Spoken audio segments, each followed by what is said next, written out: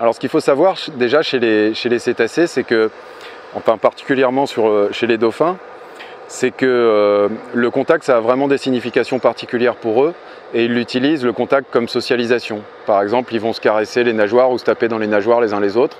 Et tout ça, ça a des significations dans les groupes, au sein des groupes. Et donc, en fait, en touchant un dauphin, on va lui donner l'autorisation de nous toucher. Sauf que lui, il fait 250 kg. Et il peut nous toucher peut-être un petit peu trop brutalement. Alors, je sais bien que c'est un petit peu le rêve de beaucoup de gens de caresser les dauphins. Moi, personnellement, je ne l'ai jamais fait parce que, enfin, sauf un que j'ai sauvé d'un fil de pêche, mais c'était exceptionnel. Et du coup, c'est très important de comprendre que il ne faut pas les toucher parce qu'on peut leur transmettre des maladies très facilement. Ça s'appelle les zoonoses, hein, on en connaît tous un actuellement, ça s'appelle le Covid. Donc il peut être transmis de l'homme à l'animal, mais aussi de l'animal à l'homme. Et si je ne me trompe pas, j'ai vu passer une publication scientifique sur laquelle ils expliquent qu'a priori, il y aurait des belugas et des narvals qui auraient chopé le Covid en Arctique récemment. Donc pour cette raison, on ne va pas toucher les dauphins pour leur donner des maladies, mais on peut aussi, eux, peuvent aussi nous transmettre des choses qui peuvent être difficiles à enlever, par exemple des herpès ou autres parasites de peau. Voilà. En safari, si on respecte les animaux, on ne va pas essayer de caresser un lion dans la nature ou un chimpanzé. On va respecter une certaine distance.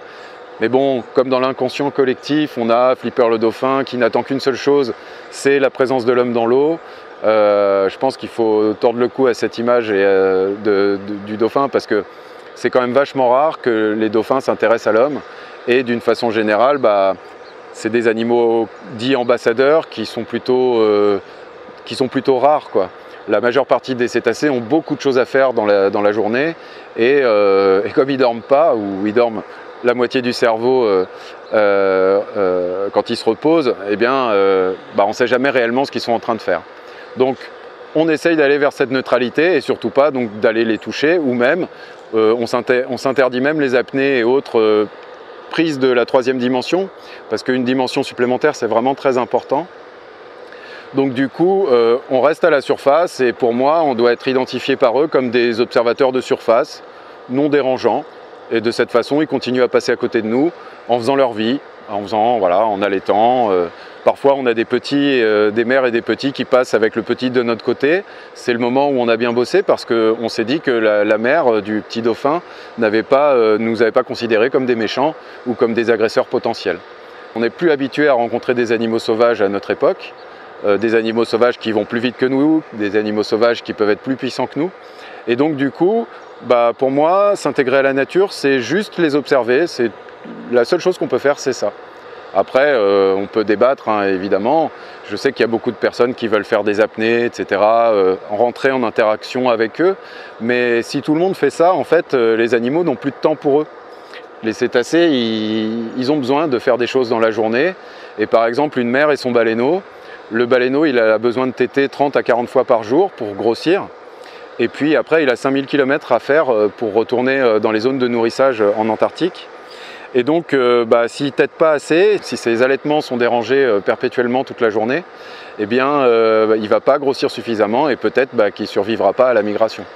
Donc c'est très important pour moi, d'un point de vue éthique, d'être juste observateur et de jamais interagir, en fait. Voilà.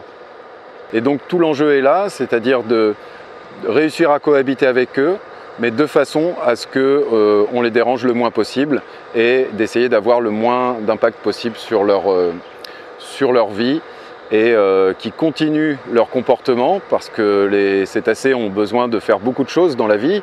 On doit un petit peu oublier l'idée du grand bleu ou autre Flipper le dauphin avec des animaux qui n'attendent qu'une chose, c'est d'interagir avec les humains. En réalité, les dauphins, ils ont beaucoup de choses à faire dans la journée, ils doivent se sociabiliser, ils doivent s'accoupler, ils doivent être à la recherche de nourriture.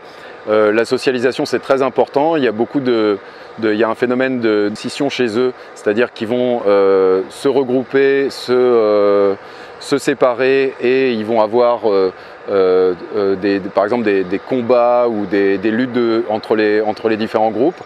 Et tout ça, voilà, c'est un petit peu comme chez nous, ils ont une vie à faire. Et la question, c'est de savoir si nous, est-ce qu'on peut assister à cette vie et surtout pas interagir avec eux parce que voilà, ils ont bien d'autres choses à faire.